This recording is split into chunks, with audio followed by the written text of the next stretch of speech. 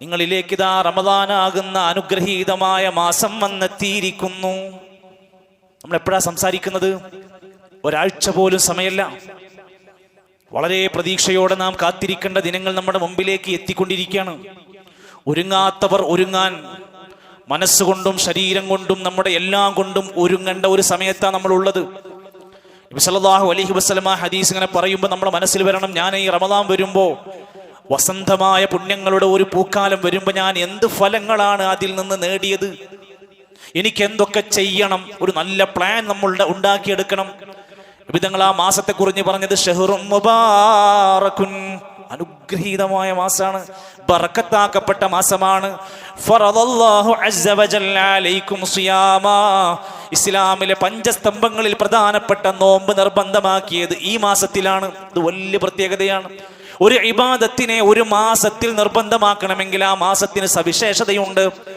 തുഫ്തഹു ഫീഹി അബ്വാബുസ് സമാ, ആകാശത്തിന്റെ കവാടങ്ങൾ തുറന്ന് സ്വർഗ കവാടങ്ങൾ തുറക്കപ്പെടുന്ന ഒരു മാസമാണ്. സ്വർഗത്തിലേക്ക് പരമാവധി ആളുകളെ കടത്തിവിടാൻ ശ്രമിക്കുന്ന ഒരു മാസമാണ്.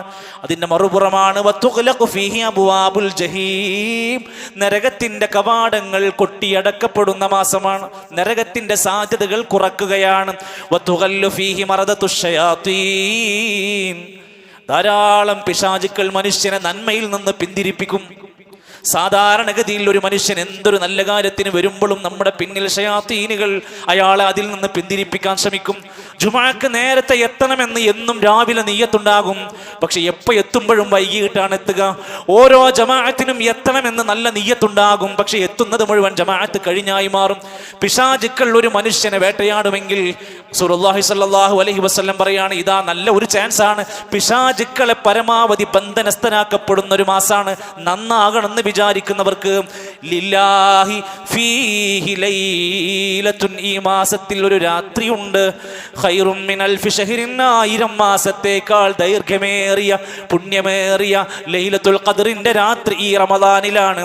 എന്നിട്ട് നബി തങ്ങൾ ആ ഹദീസിന്റെ ലാസ്റ്റ് വരി, അതാണ് നമ്മളെ ഇരുത്തി ചിന്തിക്കണം. ഇന്നത്തെ ഖുത്ബയിൽ ചിന്തിക്കേണ്ട ആ വാക്കാണ്, മൻ ഹുരിമ ഖൈറഹാ, ഇത്രയും പോരിശയാക്കപ്പെട്ട ഈ മാസത്തിന്റെ നന്മ ഒരാൾക്ക് തടയപ്പെട്ടാൽ, കിട്ടാതെ പോയാൽ, ഫഖദ് ഹുരിമ, അവന് എല്ലാ നന്മയും തടയപ്പെട്ടു, അവന്റെ കഥ കഴിഞ്ഞു എന്നാണ്. അവന്റെ ലൈഫിൽ പിന്നെ നേട്ടങ്ങളില്ല എന്നാണ്.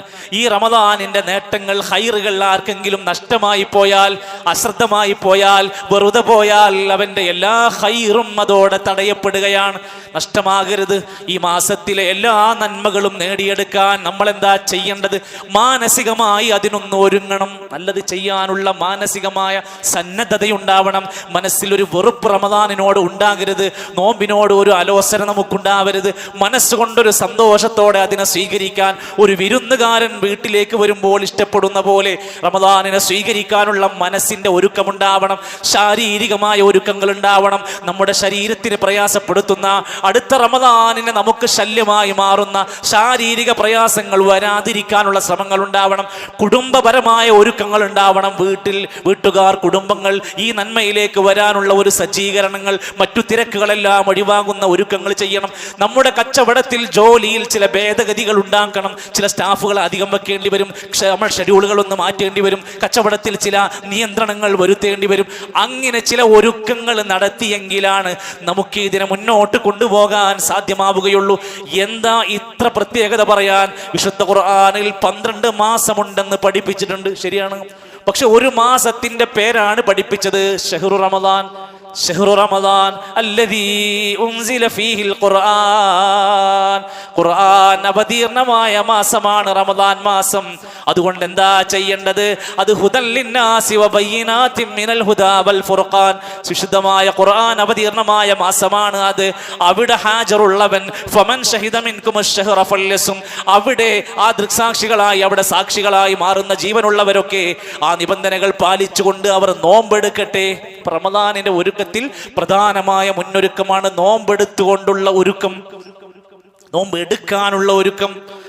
ആ നിലക്കുള്ള ഒരു ക്രമീകരണം അവന്റെ ജീവിതത്തിൽ വരുത്തണം എന്ന് മാത്രല്ല, റമദാനു ഇലാ റമദാനി മുകഫിറാത്തുൻ ലിമാ ബൈനഹുൻ. കഴിഞ്ഞ റമദാൻ കഴിഞ്ഞപ്പോ നമ്മളിങ്ങനെ പറഞ്ഞിരുന്നു, എത്ര പെട്ടെന്നാ കഴിഞ്ഞത്. ഇപ്പൊ റമദാൻ വന്നപ്പോ നമ്മൾ പറയണു എത്ര പെട്ടെന്നാ വന്നത്, കഴിഞ്ഞു പോകാണ് ജീവിതം. ആയുസ് ഇങ്ങനെ നിമിഷങ്ങൾ കൊണ്ട്, മാസങ്ങളൊക്കെ ആഴ്ചകൾ പോണ പോലെ കടന്നു പോവുകയാണ്. റസൂലുള്ളാഹി സ്വല്ലല്ലാഹു അലൈഹി വസല്ലം അവിടുന്ന് പഠിപ്പിക്കുകയാണ്, റമദാൻ മാസം കിട്ടിയാൽ, അടുത്ത ഒരു റമദാനും കൂടെ ജീവിതത്തിൽ നന്മ ചെയ്യാൻ കിട്ടിയാൽ അതിൻ്റെ ഇടയിലുള്ള പാപം പൊറുക്കപ്പെടുകയാണ്. മൻസാമ റമദാന ഈമാനം വഹ്തിസാബൻ, ആരെങ്കിലും പുണ്യം പ്രതീക്ഷിച്ച് പ്രതിഫലം പ്രതീക്ഷിച്ച് ഈമാനോടെ സൽക്കർമ്മമായ നോമ്പ് അനുഷ്ഠിച്ചാൽ ഗുഫിറ ലഹു മാ തഖദ്ദമ മിൻ ദംബി, അവന്റെ ഈ കാലം വരേക്കും ചെയ്തു പോയ ഒരു കൊല്ലത്തെയല്ല മിന്ദം ബിഹി കഴിഞ്ഞു പോയതെല്ലാ ദോഷങ്ങൾ, പ്രത്യേകിച്ച് ഉലമാക്കന്മാർ പറഞ്ഞത് ചെറുപാപങ്ങൾ. മഹാപാപങ്ങൾക്ക് അതിൻ്റെതായ തൗബയും ഗഫാറത്തൊക്കെ വേറെ ചെയ്യണം.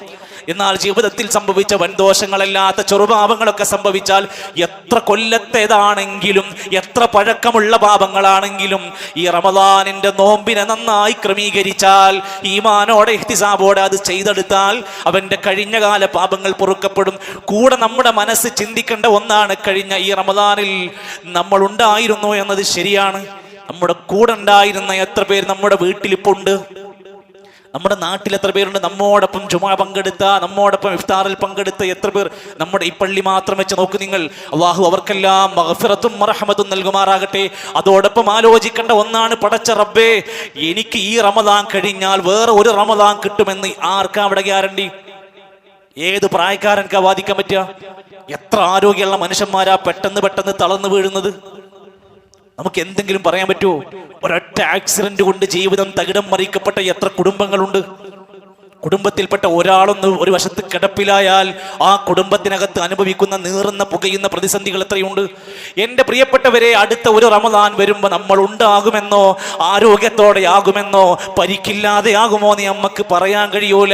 വമാ തദ്രീ നഫ്സും മാദാ തക്സിബു ഗദാ, നാളെ നിങ്ങൾക്ക് എന്ത് ചെയ്യാൻ പറ്റുമെന്ന് നമുക്കൊരാൾക്കും അറിയൂല. വമാ തദ്രീ നഫ്സും ബിഐ അർളിൻ തമൂത്, എവിടെ വെച്ചായിരിക്കും നിങ്ങളും എന്നും പറയാൻ കഴിയൂല. അതറിയാത്തത് കൊണ്ട് ഓരോ ദിവസവും കടന്നു പോകുമ്പോൾ ഓരോ റമദാനും നമ്മളെ ചിന്തിക്കണം, അടുത്ത ഒന്നിൽ നമ്മൾ ഉണ്ടാകുമോ, അവസാനത്തെ റമദാൻ ആകുമോ എന്ന പ്രതീക്ഷ, അവസാനത്തേതാകുമോ എന്ന ചിന്ത നമ്മളെ ഇങ്ങനെ വേട്ടയാടിക്കൊണ്ടിരിക്കണം. സഹോദരങ്ങളെ, ആ റമദാൻ വരുമ്പോൾ നമ്മൾ എന്തെല്ലാം ചെയ്യണം? നോമ്പെടുക്കണം എന്ന് പറഞ്ഞു. ഫർള് നമസ്കാരങ്ങൾ കൃത്യമായി പാലിക്കണം. എല്ലാവരും നോമ്പിന്റെ മഹത്വം പറയും, നിസ്കാരത്തെ പറ്റി ആരും പറയണില്ല. റമദാനിൽ നമ്മൾ ശരിപ്പെടുത്തേണ്ട പ്രധാനപ്പെട്ട കാര്യമാണ് നമ്മുടെ ഫർദ് നമസ്കാരങ്ങൾ. ആലോചിക്കുക, എത്ര പേരുണ്ട് ഏത് റമദാനിൽ വരെ ജമാഅത്ത് നമസ്കാരത്തിന് മാക്സിമം 2 സഫ് 3 സഫ്, ബാക്കിയുള്ള 80% ആളുകൾ അവരുടെ സൗകര്യത്തിനനുസരിച്ച് വന്ന് നിസ്കരിച്ചു പോവാണ്. റമദാൻ കൊണ്ട് നന്നാവാത്തൊരു മനുഷ്യനുണ്ടെങ്കിൽ അയാൾ ശരിപ്പെടുത്തണം. കടകളിൽ ഷോപ്പുകളിലും മുതലാളിമാർ, നിങ്ങളുടെ അമാനത്താണ് നിങ്ങളുടെ സ്റ്റാഫുകൾ ജമാഅത്തിൽ പങ്കെടുക്കുന്നുണ്ടോ എന്നത്. അതിൻ്റെ ഒരു ഉത്തരവാദിത്വം നിങ്ങൾക്ക് കൂടെയാണ്. നിങ്ങളൊരു മുതലാളിയാണോ, നിങ്ങൾ സമ്പൂർണനായ ഉത്തരവാദിയാണ് ഓരോ ജമാഅത്തിൻ്റെയും കാര്യത്തിൽ. സ്വഹാബത്തിന്റെ ഇടയിൽ കണ്ണ് കാണാത്ത സ്വഹാബിയോട്, കൈപിടിച്ചു കൊണ്ടുവരാൻ മക്കളില്ലാത്ത സ്വഹാബിയോട്, കൂരിരുട്ടിൽ പാമ്പു കടിയേൽക്കാൻ തേള് കടിയേൽക്കാൻ സാധ്യതയുള്ള സ്വഹാബിയോട് ബാങ്ക് കേൾക്കാറുണ്ടോ പള്ളിയിലെത്തണം എന്ന് പറഞ്ഞ വാക്ക് എൻ്റെ നിങ്ങളുടെ മനസ്സിൽ കൊണ്ടുവെക്കണം. അപ്പൊ വരും. നമ്മൾ ഇപ്പൊ നടക്കുന്നത് നിസ്കരിച്ചു എന്ന് തീർക്കാനൊരു നിസ്കാരമാണെങ്കിൽ റസൂലുള്ളാഹി സ്വല്ലല്ലാഹു അലൈഹി വസല്ലം അവിടുന്ന് പഠിപ്പിച്ചത് സ്വലാത്തുൽ ജമാഅത്തി. അതുകൊണ്ടാ ചില ഹദീസിൽ കാണാം, ജമാഅത്ത് നിസ്കാരത്തിന് വരാത്തവരുടെ വീടുകൾ കത്തിച്ച് കളഞ്ഞാലോ എന്ന് ഞാൻ കരുതിപ്പോയി. പിന്നെ അവിടെ സ്ത്രീകളും കുട്ടികളൊക്കെ ഉള്ളതല്ലേ എന്ന് വിചാരിക്കുന്നു. അത്ര ഗൗരവമാണെന്ന് പറഞ്ഞതിന്റെ അർത്ഥം. അതുകൊണ്ട് റമദാനിൽ നമ്മൾ ശീലമാക്കേണ്ടത് നോമ്പ് തന്നെയാണ്, സംശയമൊന്നുമില്ല. എന്നാ നോമ്പുകാരൻ ഫർളായ നമസ്കാരം ചിട്ടയായി പാലിച്ച് നേരത്തെ വന്ന് സുന്നത്ത് നിസ്കാരമൊക്കെ കഴിഞ്ഞ് ബാങ്കിന്റെയും ഇഖാമത്തിന്റെയും ഇടയിൽ പ്രാർത്ഥനയ്ക്ക് ഉത്തരം കിട്ടുന്ന ചാൻസ് ആണ്. അതൊക്കെ എടുത്ത് ഫർള് നിസ്കാരത്തിൽ 1-ാമത്തെ സഫ് പങ്കിട്ട് നിസ്കാരം കഴിഞ്ഞ് ദിക്റുകളൊക്കെ ചൊല്ലി അവിടുന്ന് സുന്നത്ത് നിസ്കാരങ്ങളൊക്കെ കഴിഞ്ഞ് ഒരു മാനസികമായ നമസ്കാരത്തിന്റെ എല്ലാ പൂർണ്ണതയും കിട്ടാൻ ശ്രമിക്കലാണ്. തറാവീഹും മറ്റുമുള്ള സുന്നത്തായ നമസ്കാരങ്ങൾ, ളുഹാ നമസ്കാരങ്ങൾ, വുളൂഇന്റെ നമസ്കാരങ്ങൾ, ഇതൊക്കെ ശീലിക്കാൻ പറ്റുന്ന ചാൻസ് ആണ് ഇത്. വിശുദ്ധ ഖുർആനിന്റെ പാരായണം ഇതുവരെ തുടങ്ങാത്തവരുണ്ടെങ്കിൽ എത്രയും പെട്ടെന്ന് അതിലേക്ക് അവൻ കയറി വരേണ്ടതുണ്ട്. ഹിഫ്ളാക്കാനുള്ള ശ്രമങ്ങൾ ഉണ്ടാവേണ്ടതുണ്ട്. സ്വതക്കകൾ വളകൾ കൊണ്ട് അലങ്കരിക്കാൻ ഇപ്പോഴേ കുറച്ച് സംഖ്യ അങ്ങ് മാറ്റിവെക്കണം. ആരും ചോദിച്ചു വന്നില്ലെങ്കിലും നമ്മുടെ മനസ്സിൽ ഒരു പ്ലാൻ ഉണ്ടാവണം. ഇത്ര രൂപ ഇന്ന ഇന്ന ഏരിയകളിൽ കൊടുക്കണം, ഇന്ന ഇന്ന ആളുകളെ പരിഗണിക്കണം. വളരെ സുതാര്യമായി, സ്വകാര്യമായി, രഹസ്യമായി നമുക്ക് വമ്പിച്ച പ്രതിഫലം കിട്ടുന്ന മേഖലകളിൽ സ്വതക്കകൾ കൊണ്ടുപോകണം. സകാത്ത് കൊടുക്കാത്ത, കണക്കാക്കാത്ത, പരിശോധിക്കാത്ത ജീവിതത്തിന്റെ ഇടക്ക് ഇത്രയും കൊല്ലം കഴിഞ്ഞിട്ട് ഒരിക്കൽ പോലും സകാത്ത് പരിശോധിക്കാത്ത ആരെങ്കിലും എൻ്റെ മുമ്പിൽ ഇരിക്കുന്നുണ്ടെങ്കിൽ നിങ്ങൾ അവകാശിയാണോ, കൊടുക്കാനുള്ളവനാണോ, വാങ്ങാനുള്ളവനാണോ എന്ന് പരിശോധിക്കണം. കൊടുക്കാനുള്ളവനാണോ, അയാളുടെ സമ്പത്ത് നിഷിദ്ധമാണ് കൊടുക്കാത്തിടത്തോളം കാലം. അത് അയാളുടെ ജീവിതത്തെ, പരലോകത്തെ ബാധിക്കുന്ന ശക്തമായ സാധനമാണ്. കൊടുക്കാത്ത സക്കാത്തിന്റെ മുതല് അത് അയാളുടെ ഹറാമായ സമ്പത്തിലാണ്. അവിടെയാണ് സക്കാത്ത് പഠിക്കണം. അതിന് തിരുത്തലുകൾ വേണം. ഉംറ ചെയ്യാൻ കഴിയാവുന്ന അവസരമുള്ളവർ ഒരു 3 ദിവസത്തിനോ 4 ദിവസത്തിനോ വിധങ്ങൾ പഠിപ്പിച്ചല്ലോ, റമദാനിൽ ഒരു ഉംറ ചെയ്താൽ തഅദിലു ഹജ്ജത്തൻ മഇ, എൻ്റെ കൂടെ ഹജ്ജ് ചെയ്തവന്റെ പ്രതിഫലമാണ്. പൈസ ഉണ്ട്. അതൊക്കെ പുതിയ പുതിയ ബിസിനസ്സുകളിലേക്ക് ആലോചിച്ചുകൊണ്ടിരിക്കുക. അതല്ലെങ്കിൽ പുതിയ അതുകൊണ്ട് എന്ത് ഷെയർ മാർക്കറ്റിൽ എന്ത് ചെയ്യാൻ പറ്റുന്ന ആലോചിക്കുക. അല്ലെങ്കിൽ സ്വർണ്ണത്തിന് ഇങ്ങനെ വില കൂടിക്കൊണ്ടിരിക്കുമ്പോൾ അതിന് പുതിയത് എന്ത് ചെയ്യാൻ പറ്റുന്ന ആലോചിച്ചുകൊണ്ടിരിക്കും. എന്തെങ്കിലുമൊക്കെ അവനവൻ്റെ ബാഗിലേക്ക്, പരലോകത്തേക്കുള്ള ഖബറിലേക്കുള്ള ബാഗിലേക്ക് എന്തെങ്കിലുമൊക്കെ ചെയ്തു കൂട്ടാൻ ആലോചിക്കണം. ബിസിനസ്സും സാമ്രാജ്യങ്ങളൊക്കെ എപ്പോൾ വേണമെങ്കിലും പൊളിഞ്ഞു വീഴാം. അന്നും നമ്മുടെ കയ്യിൽ സാധു വേണം. നമ്മുടെ കയ്യിൽ ഉംറ ചെയ്യാൻ കഴിയുന്നവരുണ്ടെങ്കിൽ അത് ആലോചിക്കുക, നല്ല കാര്യങ്ങൾ ഉപദേശിക്കുക, തിന്മകൾ വിരോധിക്കുക, ഇൽമു സ്വീകരിക്കുക. അതേപോലെ തന്നെ ചിലരെങ്കിലും വിചാരിച്ചു വച്ചിരിക്കുന്നത് പള്ളിയും ഇബാദത്തൊക്കെ മാത്രം മതി റമദാനിൽ. അല്ല, ബിർറുൽ വാലിദൈൻ, മാതാപിതാക്കൾക്ക് പുണ്യം ചെയ്യലും വമ്പിച്ച പ്രതിഫലമാണ്. ജിഹാദിനേറെ പ്രതിഫലം പറഞ്ഞ കാര്യമാണ്. അതും റമദാനിൽ നമ്മൾ മുടങ്ങാതെ ചെയ്യണം. സിലത്തുർ റഹ്മി, കുടുംബ ബന്ധം ചേർക്കുക എന്നത് വലിയ പ്രതിഫലം കിട്ടുന്നതാണ്. അതിന് സമയം കണ്ടെത്തണം. ഏതെങ്കിലും പിണങ്ങി നിൽക്കുന്ന ബന്ധങ്ങൾ ഉണ്ടെങ്കിൽ നോമ്പ് തുടങ്ങുന്നതിന് മുമ്പ് പോയി ശരിയാക്കി സലാം പറഞ്ഞ് കൈ കൊടുത്ത് തീർത്തോ. ഇബാദത്ത് പടച്ചോ സ്വീകരിക്കണമെങ്കിൽ പിണക്കമില്ലാത്ത മനുഷ്യനായി മാറണം. ആകാശലോകത്തേക്ക് കർമ്മങ്ങൾ ഉയരണമെന്ന് വിചാരിക്കുന്നുണ്ടോ?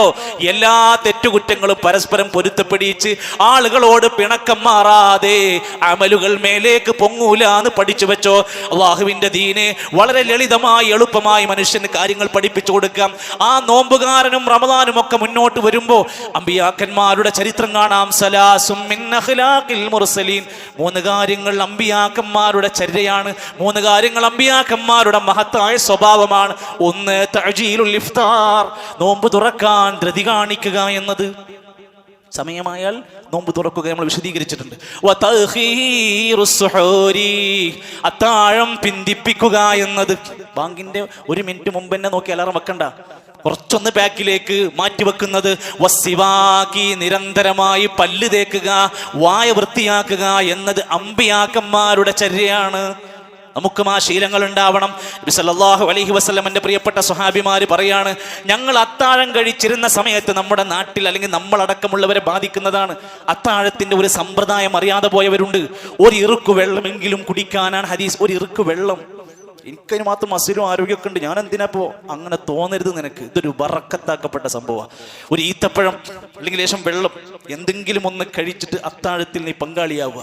സ്വഹാബത്ത് പറയുന്നുണ്ട്, നബി അത്താഴം കഴിച്ചാൽ ബൈനല്ലദാനി വസ്സഹൂരി, അത്താഴത്തിന്റെയും ബാങ്കിന്റെയും ഇടയിൽ ഖദർ 50 ആയ 50 ആയത്തുകളുടെ ദൈർഘ്യമുണ്ടായിരുന്നു. അതിന്റെ അർത്ഥം 50 ആയത്ത് ഓതാനുള്ള സമയം ഉണ്ടായിരുന്നു. അപ്പൊ നമ്മൾ എന്താ, അത്താഴത്തിന് എണീക്കുന്നു, നന്നായി ഭക്ഷണം കഴിക്കുന്നു, വീണ്ടും പോയി കിടക്കുന്നു, അല്ലെങ്കിൽ മൊബൈൽ കളിച്ചിരിക്കുന്നു. ചില ആളുകൾ അത്താഴം കഴിച്ച് നല്ല സുന്നത്തൊക്കെ എടുത്തു, സുബ്ഹിന്റെ ഫർദ് അങ്ങോട്ട് ഒഴിവാക്കി. ആ സംഭവം വരാതിരിക്കാൻ അത്താഴത്തിന്റെ പൂർണ്ണമായ ആ സമയം നോക്കണം നിങ്ങൾ. മലായിക്കത്തുകൾ ഇറങ്ങുന്ന, പ്രാർത്ഥനയ്ക്ക് ഉത്തരം കിട്ടുന്ന ബറക്കത്തുള്ള സമയമാണ്. നന്നായി ആ സമയം ഉപയോഗപ്പെടുത്തുക. എന്നിട്ട് അത്താഴത്തിൽ പങ്കാളിയാവുക. സുബ്ഹിന്റെ മുമ്പുള്ള 2 റക്അത്ത് സുന്നത്ത് നിസ്കരിക്കുക, പള്ളിയിൽ വന്ന് ജമാഅത്ത് അറ്റൻഡ് ചെയ്യുക. അങ്ങനെയുള്ള സമയം നമ്മൾ ക്രമീകരിക്കുക. നോമ്പ് തുറക്കുന്നതുമായി ബന്ധപ്പെട്ടും നമ്മുടെ പ്രദേശങ്ങളിൽ കണ്ടുകൊണ്ടിരിക്കുകയാണ്, അതിൻ്റെ ഒരുപാട് പുണ്യങ്ങൾ കൈവിട്ടു പോവുകയാണ്. ആ സമയത്ത് തിരക്കുണ്ടാക്കുകയാണ്. ബാങ്ക് കൊടുക്കുന്നതിൻ്റെ 10 മിനിറ്റ് മുമ്പ് നമ്മൾ സൈലന്റ് ആവണം. ഓതോടുകൂടെ വന്ന് ഇരിക്കണം. എന്നിട്ട് പ്രാർത്ഥന ആരംഭിക്കണം. വീട്ടിലും പള്ളിയിലും എല്ലായിടത്തും ഉണ്ടാക്കേണ്ട ഒരു സിസ്റ്റമാണിത്. കാരണം നോമ്പുകാരൻ നോമ്പ് തുറക്കാൻ കാത്തിരിക്കുന്ന സമയത്തുള്ള പ്രാർത്ഥനക്ക് ഉത്തരമുണ്ട്. പ്രാർത്ഥിക്കണം, അപ്പോഴേ ഉത്തരം കിട്ടുള്ളൂ. മനമറിഞ്ഞ് മനസ്സറിഞ്ഞ് പ്രാർത്ഥിക്കേണ്ട സമയമാണ്. വീട്ടിലും ആ ചര്യ നമ്മൾ പിൻപറ്റേണ്ടതാണ്. എങ്ങനെയാ സുന്നത്ത് നോമ്പ് തുറക്കാന്ന് പറഞ്ഞാൽ ഹദീസിൽ പറഞ്ഞ വാക്ക് നബിതങ്ങൾ അവിടുന്ന് നോമ്പ് തുറന്നിരുന്നത് അലാ റുതബാത്തിൻ. റുതബുണ്ടായിരുന്നു, ഈത്തപ്പഴുണ്ടല്ലോ, അങ്ങനെ ചെറിയ പഴുപ്പോട് കൂടെ നിൽക്കുന്ന ഈത്തപ്പഴത്തിന് റുതബ് എന്ന് പറയും.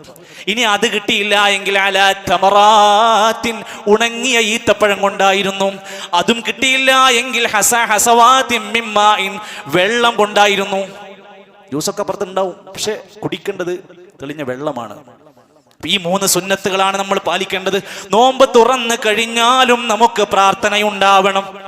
നോമ്പ് തുറന്നു കഴിഞ്ഞാൽ എല്ലാം കഴിഞ്ഞ് അവസാനത്തെ മെയിൻ ഭക്ഷണം കഴിക്കുന്നതിന്റെ മുമ്പ് തന്നെ നോമ്പ് തുറ എന്ന ആ അത് കഴിഞ്ഞാൽ തന്നെ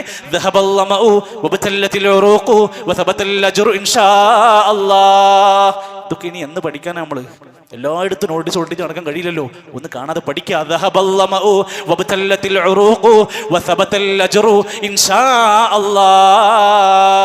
അത് നോമ്പ് തുറന്നവൻ ചെയ്യേണ്ടുന്ന പ്രാർത്ഥനയാണ്. പറ്റുമെങ്കിൽ ഓരോ ദിവസവും നമ്മൾ നമ്മുടെ വീട്ടിൽ നോമ്പ് തുറങ്ങനെ പ്ലാൻ ചെയ്തു വെക്കും. ഇന്ന ഭക്ഷണം, ഇത്ര ഐറ്റം, ഇന്നതെന്നൊക്കെ പ്ലാൻ ചെയ്യും. അതുപോലെ ഒരാളെ കൂടെ നോമ്പ് തുറപ്പിക്കാൻ പറ്റുമോ എന്ന് ചിന്തിക്കാം. ദിവസം വീട്ടിൽ നോമ്പുറ ആരാ? 2 ആളെ, ഒരു 3 ആള്. അത് നമ്മക്കറിയാം, നമ്മളെ കപ്പാസിറ്റി നമ്മക്കറിയാം. നമ്മൾ എത്രയോ പൈസ അവിടെ ഇവിടെയൊക്കെ കൊണ്ടുപോയി കഴിക്കുന്ന ആൾക്കാരാണ്. നമ്മുടെ വീട്ടിൽ അല്ലെങ്കിൽ നമ്മുടെ പരിചയത്തിൽ നോമ്പ് തുറപ്പിക്കാൻ എവിടെ കഴിയും? ഞാൻ നോമ്പ് തുറക്കുമ്പോൾ ഒരാളപ്പുറത്ത് നോമ്പ് തുറന്നിട്ടുണ്ടെങ്കിൽ ആ മനുഷ്യന്റെ നോമ്പിന്റെ പ്രതിഫലം നമ്മുടെ അക്കൗണ്ടിലേക്ക് വരും. അത് നമ്മൾ ചിന്തിക്കാൻ വലിയൊരു 12 ഗംഭീര പരിപാടി ഉണ്ടെങ്കിലേ ഇഫ്താർ ആകുള്ളൂ എന്ന് ചിന്തിക്കരുത്. ഒരാളെങ്കിലും എന്തുകൊണ്ട് പ്രയാസമുള്ളത്? ഹദീസിൽ പറഞ്ഞ വാക്കാണല്ലോ, ഒരു മനുഷ്യന്റെ നോമ്പ് തുറയിൽ അയാളെ സഹായിച്ചാൽ നോമ്പ് നോറ്റവന്റെ അതേ പ്രതിഫലം കിട്ടുന്ന പറഞ്ഞു. സലഫുകളായ മുൻഗാമികൾ പഠിപ്പിക്കാൻ അവർ നോമ്പ് തുറപ്പിക്കാൻ സമയത്ത് 3 കാര്യങ്ങളാ ശ്രദ്ധിച്ചിരുന്നത്. 1, രഹസ്യമായി നോമ്പ് തുറപ്പിക്കും. ആരും അങ്ങനെ അല്ലാതെ അറിയൊന്നുമില്ല. നമുക്ക് 10 ആൾ അറിഞ്ഞില്ലെങ്കിൽ ഒരു സങ്കടമല്ലേ? സ്വഹാബത്ത് ആരും അറിയാതെ അത്തരം വീടുകൾ കേന്ദ്രീകരിച്ചവർ ഇഫ്താറുകൾ ചെയ്തു കൊടുക്കുമായിരുന്നു.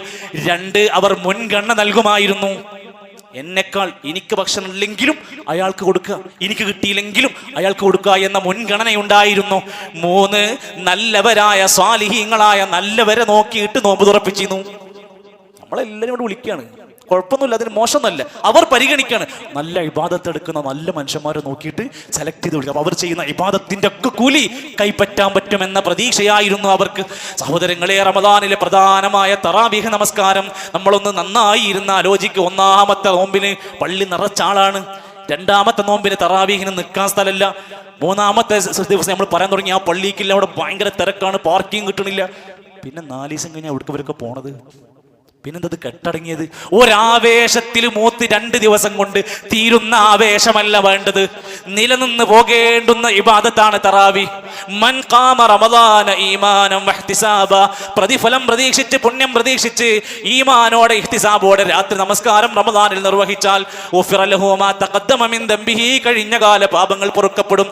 മറ്റൊരു ഹദീസിൽ കാണാം, അഫ്ളലുസ് സ്വലാ, നിസ്കാരത്തിൽ ഏറ്റവും ശ്രേഷ്ഠമായ നിസ്കാരം ബഅദൽ ഫരീള, ഫർള് നിസ്കാരം കഴിഞ്ഞാൽ സ്വലാത്തുൽ ലൈൽ, രാത്രി നിസ്കാരമാണ്.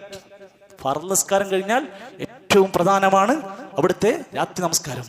നമ്മൾ ഇഷായിന്റെ സമയത്ത് സമയം ചോദിക്കണം. ഇഷാ നിസ്കാരം എപ്പോഴാണ് ചോദിക്കേണ്ടത്? തറാവീഹിന് ഓടിക്കൂടരുത്, തറാവീഹിനല്ല എത്തേണ്ടത്. അതിനേക്കാൾ ഇമ്പോർട്ടന്റ് ഏതാ? സ്വലാത്തുൽ ഇഷാ. ഫർളായ ജമാഅത്ത് കഴിഞ്ഞിട്ടേ സുന്നത്തിന് പ്രാധാന്യമുള്ളൂ. അവിടേക്കാണ് നമ്മൾ എത്തിപ്പെടേണ്ടത്. നബി സല്ലല്ലാഹു അലൈഹി വസല്ലം 11 റക്അത്തിലധികം നമസ്കരിച്ചതായി കാണാൻ കഴിയുന്നില്ല. നബി തങ്ങളുടെ നിസ്കാരം മസ്ന രണ്ടായിട്ടാണ് നമസ്കരിച്ചിരുന്നത്. അവസാനം ഒറ്റയായി അവസാനിപ്പിക്കുക എന്ന വിത്റും നമ്മൾ പാലിക്കുക. ആ നിലയ്ക്ക് ഇസ്ലാം പഠിപ്പിച്ച സുപ്രധാനമായ ഇബാദത്തുകൾ നമ്മൾ കൃത്യമായി പാലിച്ചുകൊണ്ട് മുന്നോട്ട് പോകേണ്ടതിന്റെ കൂടെ നമ്മുടെ റമദാൻ നഷ്ടമാകാതിരിക്കാൻ ഒരു 5 കാര്യം മാത്രം സൂചിപ്പിക്കുകയാണെങ്കിൽ, നമ്മൾ റമദാന് സാധാരണ പറ്റുന്ന വീഴ്ചകളാണ് ഞാൻ പറയാൻ പോണത്. 1, മൊബൈൽ ഫോൺ. നല്ല ആഗ്രഹമുണ്ട്, കുത്തുബ കേട്ട് നല്ല ഈമാനൊക്കെ കയറി ആവേശം കയറി നിൽക്കുകയാണ്. പക്ഷെ അത് കഴിഞ്ഞിറങ്ങിയ പിന്നെ നമ്മുടെ കയ്യിൽ ഫോണാണ്. നമ്മുടെ മൊബൈൽ ഫോണും നമ്മുടെ സോഷ്യൽ മീഡിയയും സ്വയം നിയന്ത്രിക്കാതെ ഈ റമദാന്റെ പുണ്യം നമുക്ക് നേടാൻ കഴിയൂല. ആവശ്യമുള്ളപ്പോൾ തുറക്കുക, ആവശ്യമില്ലാത്ത സകല ഗ്രൂപ്പും ലെഫ്റ്റ് അടിക്കുക, ആവശ്യമില്ലാത്ത സകല ചർച്ചകളും ഒഴിവാക്കുക, ഒഴിവാക്കി ഇടാൻ പറ്റുന്ന മുഴുവൻ ആപ്പുകൾ ഏതൊക്കെ ഉണ്ടെങ്കിൽ അത് മുഴുവൻ ഒഴിവാക്കിയിടുക. അത് പറ്റാത്തവർക്ക് റമദാൻ കിട്ടൂല, പുണ്യം കിട്ടൂല, കുറെ സമയം അവനതിൽ പോകും. 2, അനാവശ്യമായ അമിതമായ ഉറക്കം. എവിടെങ്കിലും ഒന്ന് സ്ഥലം കിട്ടിയാൽ മതി. കടയിലാണെങ്കിൽ അവിടെ, പള്ളിയിലാണെങ്കിൽ അവിടെ. ഓരോ വക്ത് കഴിഞ്ഞാലും 2 മണിക്കൂർ ഉറക്കം മാത്രം ഷെഡ്യൂൾ ചെയ്ത് പോണ ആൾക്കാരുണ്ടെങ്കിൽ അവൻ കഥ കിട്ടുള്ളൂ. അത്യാവശ്യം ക്ഷീണം വരുമ്പോൾ കിടന്നുറങ്ങി കുഴപ്പമുണ്ടെന്നല്ല പറഞ്ഞത്. ഇത് മാത്രം ഒരു ചടങ്ങാക്കിയിട്ട് മാറ്റം നിയതാക്കരുത്. മൂന്നാമത്തേത് ഭക്ഷണകാര്യത്തിലുള്ള നിയന്ത്രണമില്ലായ്മ. പാവം പകല് മുഴുവൻ പട്ടിണി കടന്നതിനുള്ള സകല ദേഷ്യം തീർക്കാൻ വേണ്ടി രാത്രി അങ്ങോട്ട് ഇറങ്ങുകയാണ്. അത് സിറ്റി മുതൽ അങ്ങോട്ട് അങ്ങാടികളും ഇവിടുന്ന് തികയാത്തതിന് വയനാട് വരെ പോയിട്ട് തിന്നാൻ ആളുകൾ ഇങ്ങനെ തിരക്കിട്ട് കാത്തിരിക്കുകയാണ്. റമദാൻ ഭക്ഷണം കൺട്രോൾ ചെയ്ത് ആവശ്യത്തിന് കഴിക്കാനും നിയന്ത്രിക്കാനുള്ളതാണ്. ഇത് നിയന്ത്രിക്കാത്തവർക്ക് രാവിലെ നേരത്തെ എണീക്കാൻ കഴിയില്ല, അതുപോലെ തന്നെ നേരത്തെ എഴുന്നേറ്റ് പ്രാർത്ഥിക്കാൻ കഴിയില്ല, നമസ്കരിക്കാൻ കഴിയില്ല. ചില നോമ്പ് തുറകൾ കാരണം കൊണ്ട് തറാവീഹിന് വരാൻ പറ്റാത്ത ആൾക്കാരുണ്ട്. ഭക്ഷണത്തിന്റെ പ്രശ്നമായിരിക്കും. നല്ലോണം ഒരു സമ്പ്രദായം കൊണ്ടുവരാം. 4 രാത്രി നമസ്കാരം കഴിഞ്ഞ് ഖിയാമുൽ ലൈൽ കഴിഞ്ഞ് തറാവീഹ് കഴിഞ്ഞ് പിന്നെ ചുറ്റും കൂട്ടി നിറന്ന് വർത്താനം പറഞ്ഞ് ഗ്യാങ് അടിച്ച് നടക്കുക, കറങ്ങി നടക്കുക. പിന്നെ അന്ന് ടൂറ് രാത്രിയാണ്. സിസ്റ്റം ഒഴിവാക്കണം. പരമാവധി അത്തരം സംഭവങ്ങൾ ഒഴിവാക്കി രാത്രികളെ നന്മയിലേക്ക് ഹയാത്തിലാക്കാൻ വേണ്ടി ശ്രമിക്കുക. 5 അവസാനത്തെ 10 ഷോപ്പിങ്ങിന് വേണ്ടി ഇപ്പൊ തന്നെ ഇറങ്ങി കാത്തിരിക്കുന്ന ആൾക്കാർ ആരെങ്കിലും ഉണ്ടെങ്കിൽ ഇവർ നേരത്തെ അതിന്റെ ഷെഡ്യൂൾ ചെയ്തില്ലെങ്കിൽ അതുവരെയുള്ള മുഴുവൻ സകലതും പൊളിക്കപ്പെടും. നമ്മുടെ പുണ്യങ്ങളുടെ അവസാന മൊമെന്റുകളാണ് എന്നുള്ളതും ഓടി ഓടി ട്രാക്കിൽ വിജയം കണ്ടെത്തേണ്ടുന്ന ഫിനിഷിംഗ് പോയിന്റിൽ കാല് തെന്നി വീഴുന്നവനെ പോലെ നമ്മുടെ റമദാൻ അവസാനം നഷ്ടമാകുന്ന അവസ്ഥ വരാതിരിക്കാൻ നേരത്തെ ഒന്ന് വേടിച്ചൊരുങ്ങി സന്നദ്ധരാവലായിരിക്കും അഫ്ളൽ.